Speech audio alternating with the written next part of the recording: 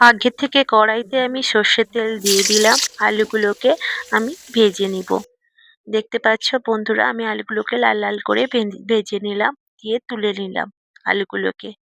এর ভেতরে মাংসতে আমি লবণ, হলুদ আর লঙ্কার গুঁড়ো দিয়ে ম্যারিনেট করে কিছুক্ষণের জন্য আমি রেখে দিলাম। দেখতে পাচ্ছ বন্ধুরা, সেই তেলের ভেতরে ফোড়নে এলাচ, লবঙ্গ, দারচিনি আর শুকনো লঙ্কা, পেঁয়াজ দিয়ে বেশ খানিকক্ষণ লাল লাল করে আমি পেঁয়াজগুলোকে ভেজে নিয়েছি।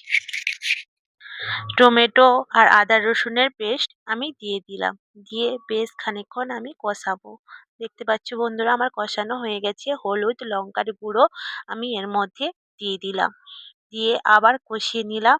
কষিয়ে আমি অল্প খানিক জল দিয়ে দিলাম ওর মধ্যে, দিয়ে একটু মশলাগুলোকে ফুটিয়ে নিলাম। এটা হ্যাচারি মুরগি, রান্না করতে অনেকটা সময় লাগে। মশলা তেলটা ছেড়ে গেছে, মাংসটা দিয়ে দিলাম। মাংসগুলোকে আমি বেশ খানিকক্ষণ কষিয়ে নিলাম। দেখতে পাচ্ছ বন্ধুরা, কষানো হয়ে গেছে, জলটা না ছেড়ে দিয়েছে।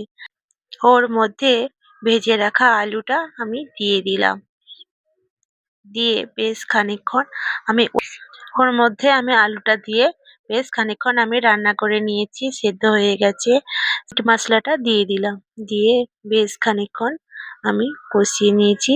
বন্ধুরা দেখুন কতটা লোভনীয় হয়েছে, খেতে হেবি সুস্বাদু হয়েছে। তোমরা সবাই ভালো থেকো বন্ধুরা।